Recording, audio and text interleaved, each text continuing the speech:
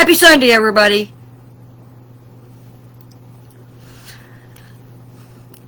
I'm here with a message. Y'all know I love Sundays. I love Sunday. Sunday is my favorite day of the week. Really is. That's the happiest day.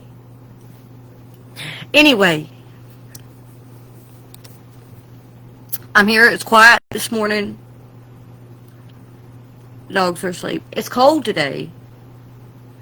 So hopefully they're gonna be a little quieter right now than they usually are in the evenings whenever I try to give my messages.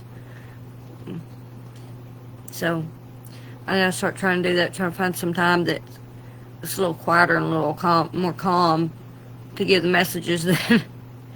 It seems like the devil though tries to interrupt every time that I try to give him a message during the week. Let's see what he does right now. But I've been, doing my praying and worshiping this morning, and I'm gonna do some more later today. So I figured I better,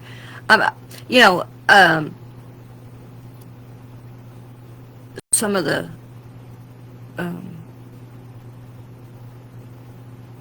usually on Sundays, some services when I go to service at the Rim here, but I also go. I watch services online. So yeah, I usually all day Sunday. There's something that I'm either attending or watching. So it's usually late before I can get to doing a message. So, but today I decided, I try to find a time to do it whenever I can. So,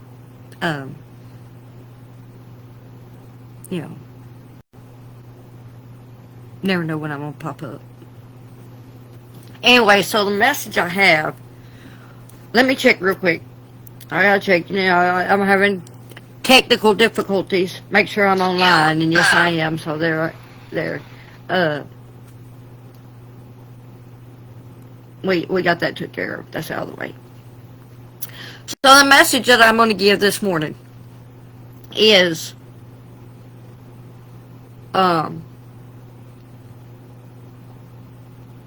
some more terms that some people might not understand that regarding Jesus. So I'm going to go through these terms. But the title of this message is Access and Function, the Shepherd, Guarding the Deposit, and Mapping the Path. There are these phrases that the Lord gave to me the other day that I've been meaning to do a message on there, but he kept giving me these other messages to put in place of it. But for some reason, he said, that's the one I want you to do today, so this is what I'm doing. So he gave me these phrases.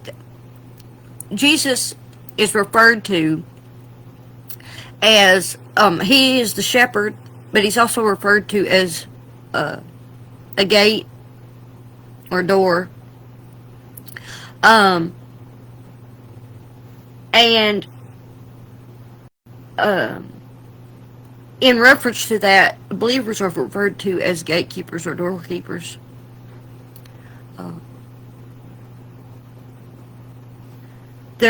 He's also referred to, there's another word that's referred to, as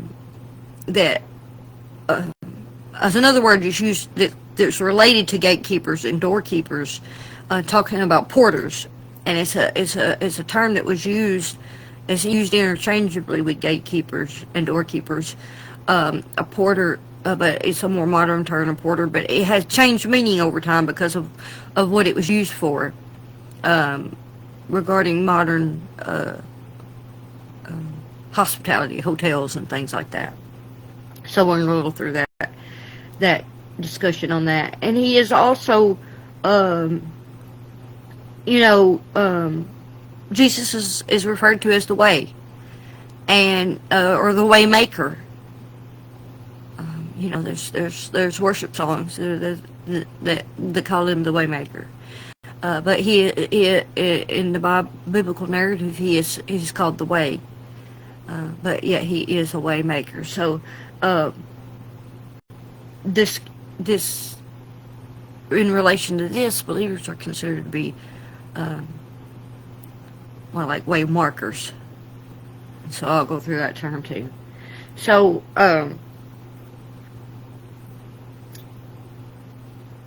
these terms and the contrast, is divine. The divine essential roles of Jesus, with these human and ministerial responsibilities as believers, but also as ministers.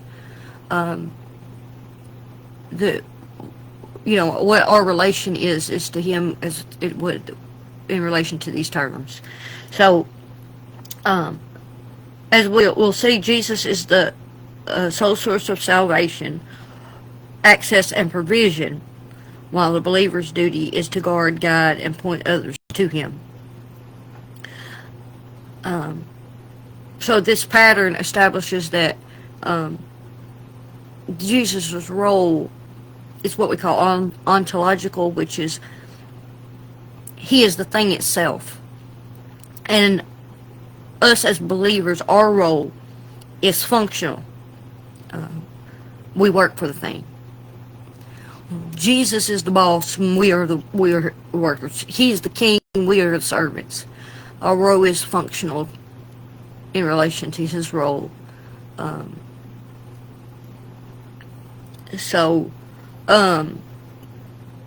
first term it says Jesus is the gate or the door, and we are gatekeepers or doorkeepers. So, this is built on. This is built mostly explicitly on the declaration of Jesus as exclusive authority. Jesus, this metaphor of Him being the gate or the door, is that claim is His claim to the sole exclusive. This sole exclusive exclusivity. I'm sorry to say the word right. And divine protection. He is the access point. He is the exclusive access point. But He also offers protection as the access point. And that is specific to this role as Him being the gate or the door. So I'm going to explain to this used in reference in the biblical narrative as Him being the shepherd, and how that relates to this door analogy or gate analogy. So, and the understanding of His statement where He said, I am the gate or the door in John 10. So,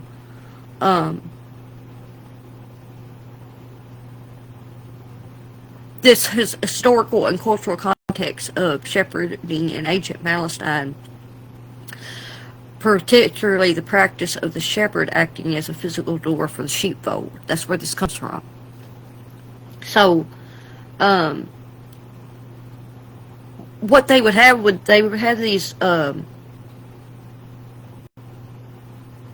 these stone enclosures. And they were like pens, and they had stone walls, and they were used by multiple shepherds for their flocks near a village. They would put the sheep in these enclosures for protection, and they would have a physical door on this stone-walled enclosure that would protect the sheep. But when they went out into the country and hillsides, they didn't have these permanent structures, these stone enclosures with doors on them. So when they led their flocks out in the wilderness and in the hillsides, so they would graze the sheep, they would have to construct these temporary pens at night. And when they constructed the temporary pens, because the sheep still needed protection, just like they did near the villages, so the wolves and things couldn't attack the sheep at night. So they would have to build a temporary pen. Well, of course, the temporary pen didn't have a permanent door on it. I mean, they could construct one, but the purpose was that the shepherd needed to pay more attention since the pen was not as sturdy as the stone walls. The shepherd had to be more in more close proximity. So they would build this loose stone or brush circular structure, just like the permanent ones, but they were not. They were temporary, and they would put thorns. If you, I don't know if you ever watched the some of the survival shows where they make what they call a bomba or whatever it is, that they're this temporary shelter that they would stay in, and then they pile the thorns and things on top of it to protect them from the animals. They pile brush up and thorns on top of it. It's kind of like the same concept. It's a temporary shelter, but they did it for the sheep. And the shepherd would lay down in the doorway. He would lay across the doorway of this temporary shelter. The purpose of this was, this narrow opening that they would form into this shelter, was that for anything to get past them, it would have to go across him to get past to the sheep. It would have to go through them first. So the shepherd was physically embodying the last line of defense. So to get to my sheep, you have to get through me. And so that they were in close proximity, willing to confront any danger that would come at their flock and put their own bodies on the line for their flock.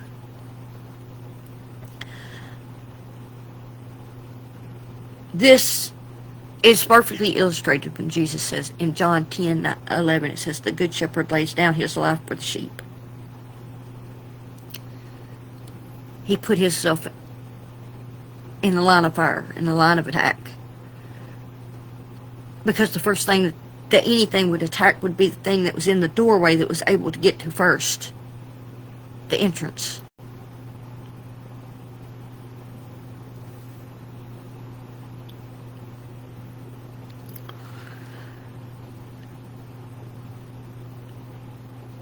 So the significance of this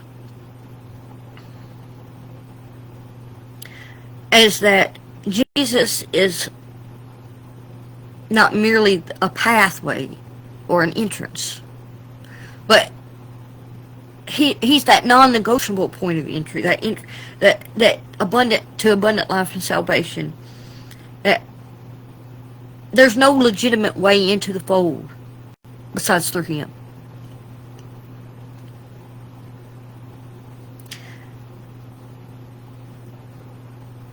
And this act of the shepherd's vulnerable position when lying exposed across the entrance prefigures the sacrificial protective nature of Christ's work on the cross.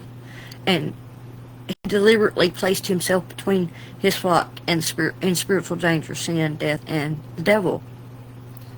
When he put himself in the line of fire and took the full brunt of the attack for his flock, to protect his flock.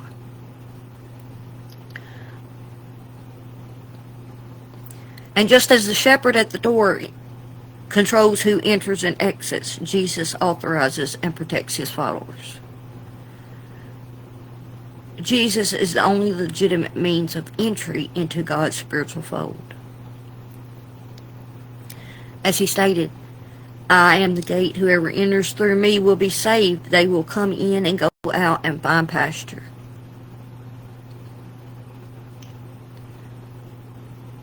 This means that salvation, as Acts 4:12 says, fine here, that salvation is found in no one else, for there is no other name under heaven given to mankind by which we must be saved.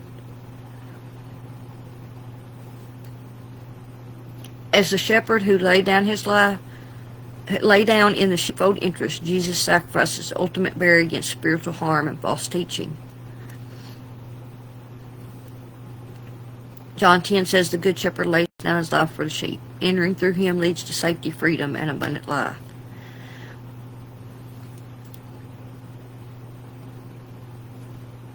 As Jesus said, I have come that they may have life and have it to the full.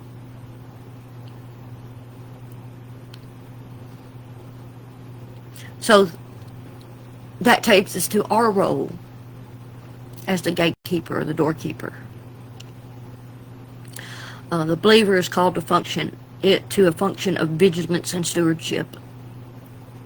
Not to replace the gate, but to guard the space and meshes surrounding it. So, firstly, the believer is responsible for the spiritual discernment of our own life and influences. This is as the gatekeeping of our heart. As Proverbs 4:23 says, above all else, guard your heart, for everything you do flows from it. We're also called to apostolic gatekeeping. The church is the pillar of truth, charged with protecting the purity of the gospel message against all distortion. As Paul charged Timothy, guard the good deposit entrusted to you by the Holy Spirit who dwells in us. That's in 2 Timothy 1:14. So this brings us to this analogy of the good deposit, like Paul talked about. And if you know anything about finances or banking, good deposit is this high valued and secured asset.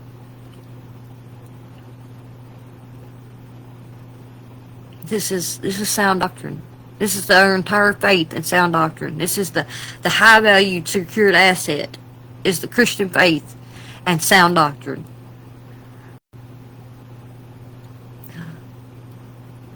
That we must secure.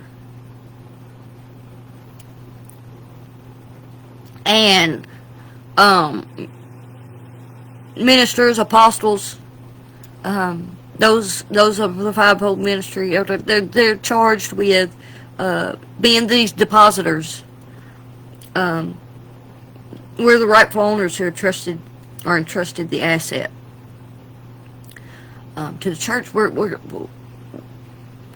it's put in us to steward. And the believer, the church, is like a vault manager. I'm charged with responsible management and accountability.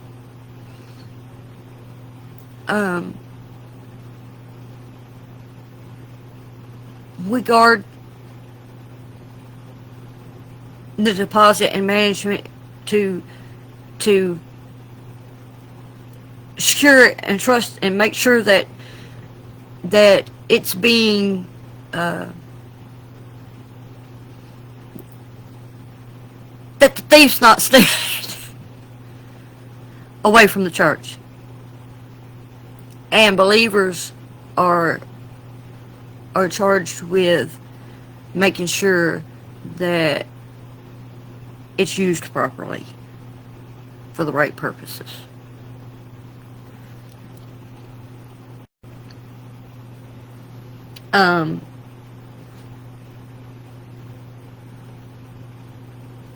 This garden is like, it's a form of securing. You have to secure the vault and the portfolio. It's a continual vigilance against spiritual theft and devaluation and loss. You can't let it become less important or less of its value in any way, shape, or form.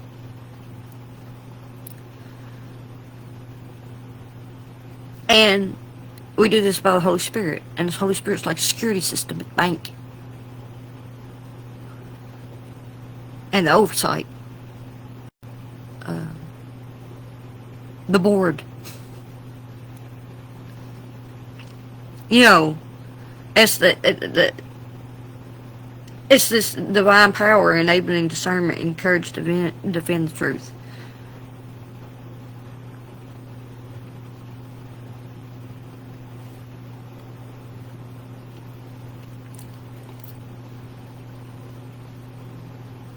We gotta keep watch on the security system. You use the security system to keep watch on the vault to safeguard the deposit, which is the doctrine and the message.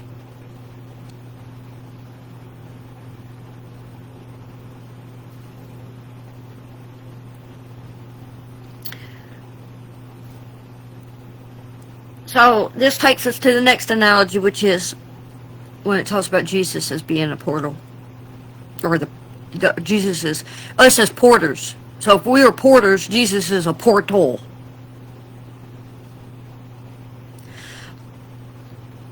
A porter was someone who was a gatekeeper or doorkeeper. It's another term, as I said, that was used, a more modern term for doorkeeper or gatekeeper. It came from hotel. When they had hotels, there was hotel porter. When you go to a hotel, there's a porter that carries your bags and things and shows you to your room.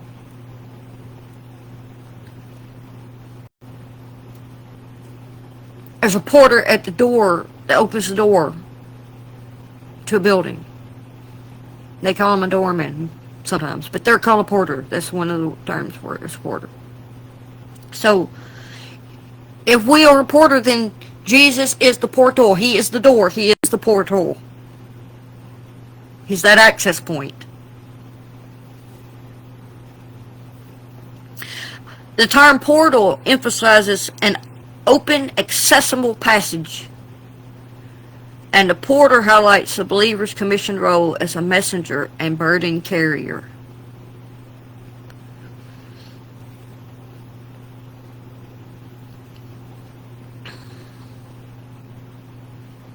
Through Christ, the broken relationship with the Father is fully restored. That's when we have open access. So He's the portal. He's the open access, because the way it's been restored, it's open to us. Ephesians 2:18 says, "For through Him we both have access in one Spirit to the Father."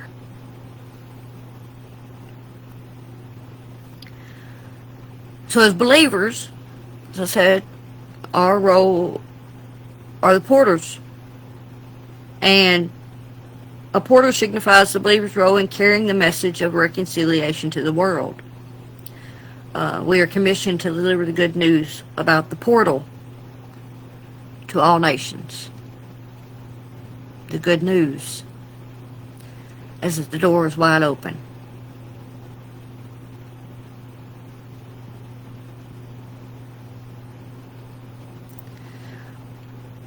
Matthew 2:18-19 says, "Therefore go and make disciples of all nations, baptizing them in the name of the Father and of the Son and the Holy Spirit." By assisting those, we're also to carry the burdens. We're also like the porter carries the bags. We're supposed to carry burdens. So by assisting those struggling, we demonstrate Christ's love and remove obstructions that might prevent people from reaching the portal.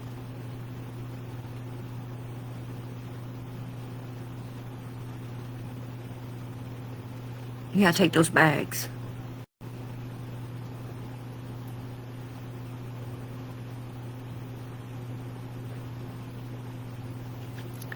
Galatians 6:2 says, "Carry each other's burdens, and in this way you will fulfill the law of Christ."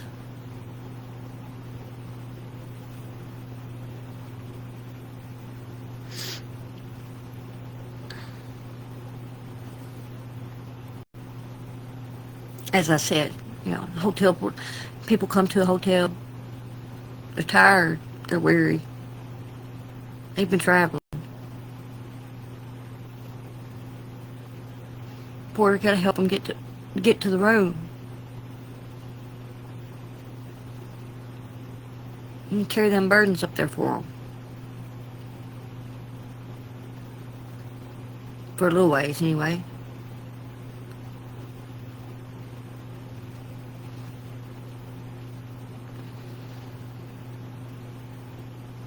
Give them a little bit of rest.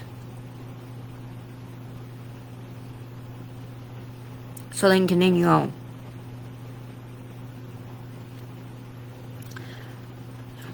As if we look at this, Jesus is the hotel. He is that portal. The ultimate place where they're going to find that rest, that provision. You know, they want rest, they want something to eat.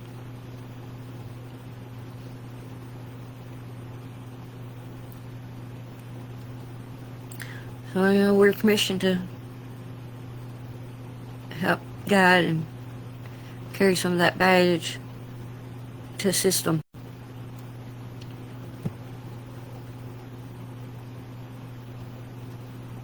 The world outside is pretty chaotic.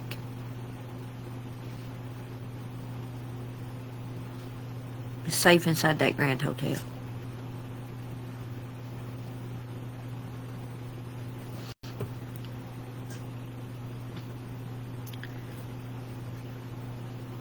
So, you know, we're supposed to carry those burdens, spiritual burdens, to ease immediate strain and clear the path to the entrance, and then show the way to the portal. The portal guides the guest using the gospel as the key, past the lobby, which could be worldly distractions, directly to Christ, which is true destination.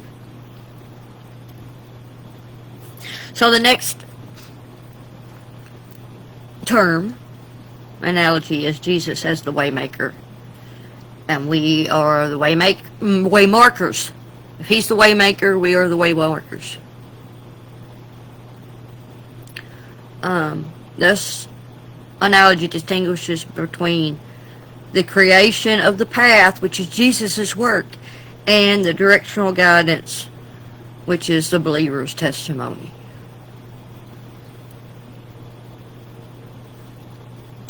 Jesus' role as the waymaker is the path itself, not merely a guide. His identity, actions, and sacrifice constitute the only way to God. So he is the exclusive path. As he said, I am the way and the truth and the life. No one comes to me, or no one comes to the Father except through me, in John 14:6. He made a way where there was none, reconciling a lost world to a holy God. Romans 5:8 says, but God demonstrated his own love for us in this: while we were still sinners, Christ died for us. So we are, he's the way maker, we are the way markers. And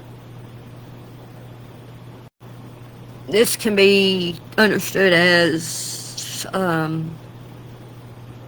say you're hiking a trail in the park, a national park, or somewhere. You're going to hike a trail. You think about hiking trails.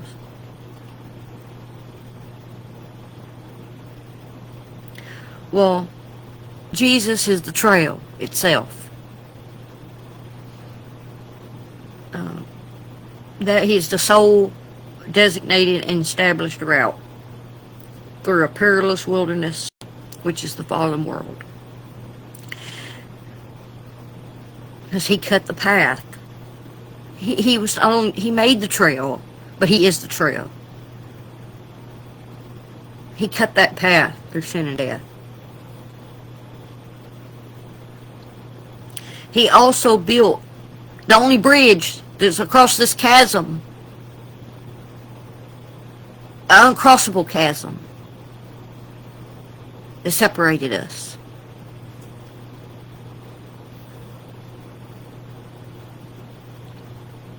Through his sacrifice. He is the bridge. He built the bridge and he is the bridge. His sacrifice bridged the gap. But as the believer's role as way markers are like the directional signs or living signposts. We don't create the road. We're not the road. We don't create the road. We only point clearly and consistency to the one who did.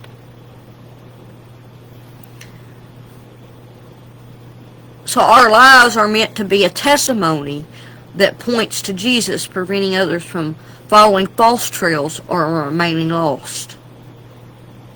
If you don't have no way markers along the way on the trail, to know where you're going, to know the person who where the trail's going, and the person who built the trail meant for you to go.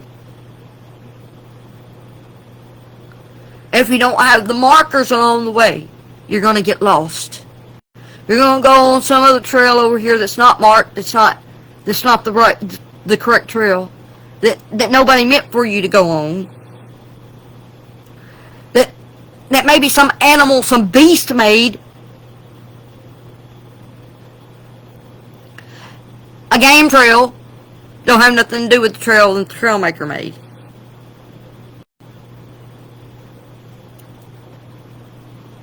You're going to get lost running around in the wilderness without the way markers, without the signposts.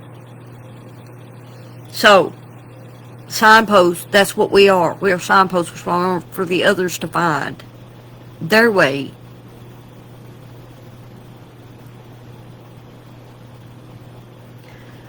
In Matthew 5:14 and 16 it says, "You are the light of the world. Let your light shine before others, that they may see your good deeds and glorify your Father in heaven." So the ultimate function of the believer is to bear witness to the waymaker. Acts 1:8 says, Jesus promises, "But you will receive power when the Holy Spirit comes on you, and you will be my witnesses to the ends of the earth." So we're like the. You ever see? There's another thing in the Bible where when they crossed over the River Jordan, they set up what they call this stack of stones, which is called cairn. If you ever saw these, there's stones that are markers. There's one in the Arctic that marks the Northwest Passage where all those men died. They've set up what they call a cairn. It's a pillar of stones. This was something that was used back in the ancient days when they would mark way. They were marked paths. They were marked places where they'd been, or places where they wanted to find again. They would mark the way with what they called a stack. It was a pillar of stones called a cairn. So that's what we're like. We're like these cairns. We're the way markers, the signposts, or cairns placed along the route. We ensure that others can successfully navigate the path that Jesus has already established.